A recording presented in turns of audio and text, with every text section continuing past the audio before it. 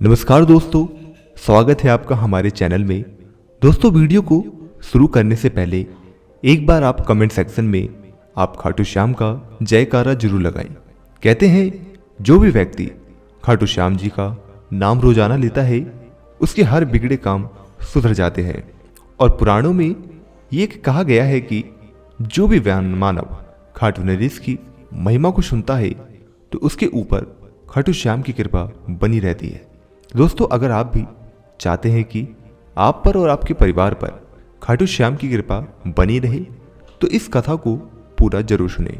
और दोस्तों, आपसे निवेदन है कि कथा को शुरू करने से पहले आप चैनल को सब्सक्राइब और वीडियो को लाइक जरूर कर दें, जिससे कि आपको खाटू श्याम की कथा सुनने को मिलती रहे। और कमेंट सेक्शन में हारे का सहारा खाटू श्याम हमारा लिखना ना भूले। तो दोस्तों, वीडियो को शुरू करते हैं। देश में लॉकडाउन व कोरोना काल चल रहा था। सभी लोग अपने घरों में बंद थे। सारी सड़कें सुनसान पड़ी थी। केवल पुलिस वाले ही दिखाई दे रहे थे या इक्का दुक्का आवश्यक चीजों को सप्लाई करने वाले वाहन दिखाई दे रहे थे। भोपाल शहर के टीटी नगर में एक छोटे से परिवार में 3 प्राणी रहते थे, पति, पत्नी व एक 3 महीने की एक छोटी सी प्यारी सी बच्ची। पत्नी का नाम अनुष्का, जो एक प्राइवेट हॉस्पिटल में नर्स थी, और उसके पति अजीत एक मजदूर थे जो एक फैक्ट्री में काम करते थे। फैक्ट्री लॉकडाउन के कारण बंद थी, पर अनुष्का को हॉस्पिटल में अपनी छोटी बच्ची को पिता के पास छोड़कर जाना पड़ता था। अचानक अनुष्का मरीजों को देखते देखते कोरोना पॉजिटिव हो गई और उसको वहीं हॉस्पिटल में एडमिट होना पड़ा और घर नहीं आ सकती थी और अपनी 3 माह की बच्ची को अपना दूध भी नहीं पिला सकती थी। इस बात को देखकर पिता अजीत काफी परेशान हो गया और सोचने लगा कि वह भूखा तो रह सकता है, पर वह मासूम बच्ची को कैसे भूखा रख सकता है। उसने घर के सभी डिब्बे टटोले, पर वे भी खाली निकले। काफी घर को टटोलने के पश्चात उसे एक सैंपल के रूप में एक छोटा सा दूध के पाउडर का पैकेट मिला, जो मुश्किल से 2 या 3 बार ही घोल कर पिलाया जा सकता था। पर थोड़ी खुशी इस बात की थी, उसके पास अभी 250 रुपये थे, जो उसे अपनी पत्नी अनुष्का के बैग से मिले थे।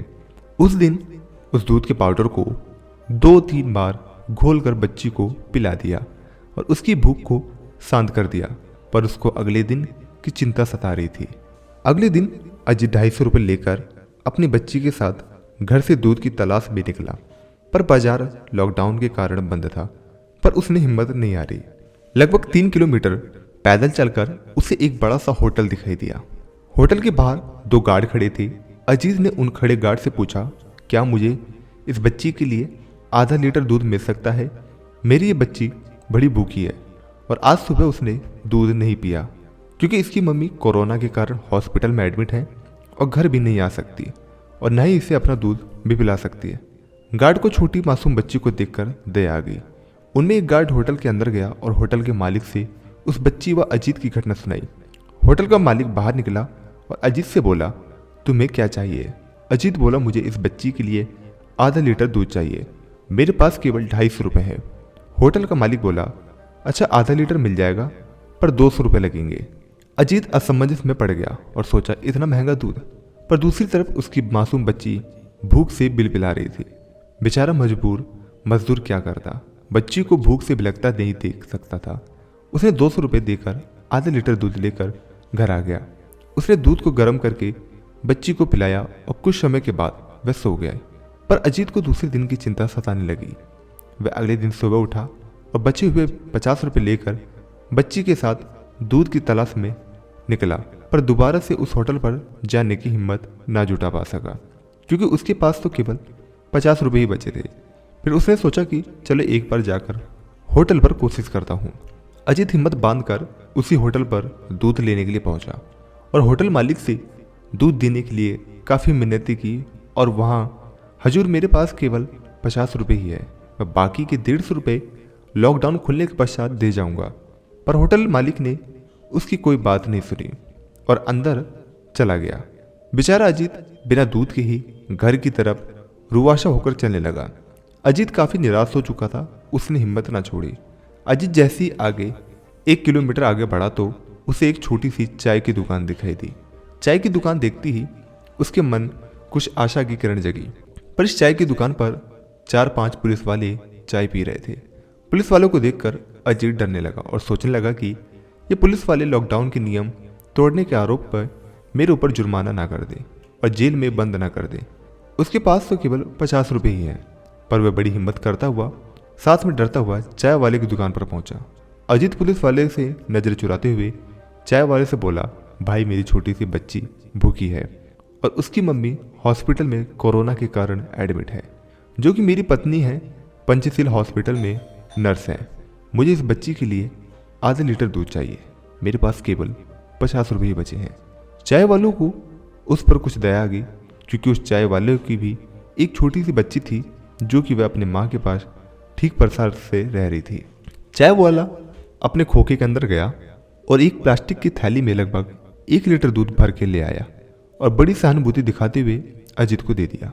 अजीत ने भी अपनी जेब से 50 रुपये का नोट चाय वाले को देने लगा, पर चाय वाले ने कहा वह 50 का नोट नहीं लिया और बोला, मैं जानता हूँ कि तुम्हारे पास केवल 50 रुपये ही बचे हैं और मुझे ऐसा महसूस और दिखाई दे रहा है कि तुमने भी खाना नहीं खाया है।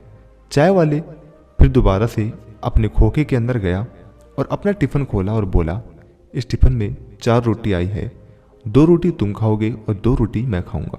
चाय वाले ने ज़बरदस्ती अजीत को अपने पास बैठा लिया और उसको भी रोटी खिलाई। रोटी खाने के पश्चात चाय वाला फिर अपने खोखे के अंदर चला गया और एक गत्ते के कार्टन में कुछ बिस्कुट और नमकीन लाया और ज़बरदस्ती अजीत के हाथ में थमा दिया। ये सब कुछ पुलिस वाले देख रहे थे। उनमें से एक पुलिस वाला उठा और पुलिस वैन की तरफ जाने लगा। अजीत ये देखकर घबरा गया और सोचने लगा, कहीं ये पुलिस वाला मेरा चालान ना काट दे और मुझे जेल ना भिजवा दे। परंतु वह पुलिस वाला अजीत के पास आया तो उसके हाथ में भी एक डिब्बा था जिसमें शायद कुछ फल, आटा, दाल व कुछ खाने का सामान था। अजीत को दे दिया और उसको पुलिस वैन में बैठाकर उसके घर पर छोड़ कर आया। साथ में अपने जेब में एक 500 का नोट निकाला और अजीत को दे दिया। अजीत को अब विश्वास हो गया कि भगवान अवश्य हैं जो सबकी रक्षा करते हैं और उसके खाने पीने की व्यवस्था भी करता है। भले ही मैंने अभी तक भगवान नहीं देखा, पर आज मैंने चाय वाले और पुलिस वाले के रूप में भगवान के दर्शन कर लिए हैं। कुछ दिनों के पश्चात उसकी पत्नी कोरोना से मुक्त आ गई और फिर से अपने घर व हॉस्पिटल आने जाने लगी।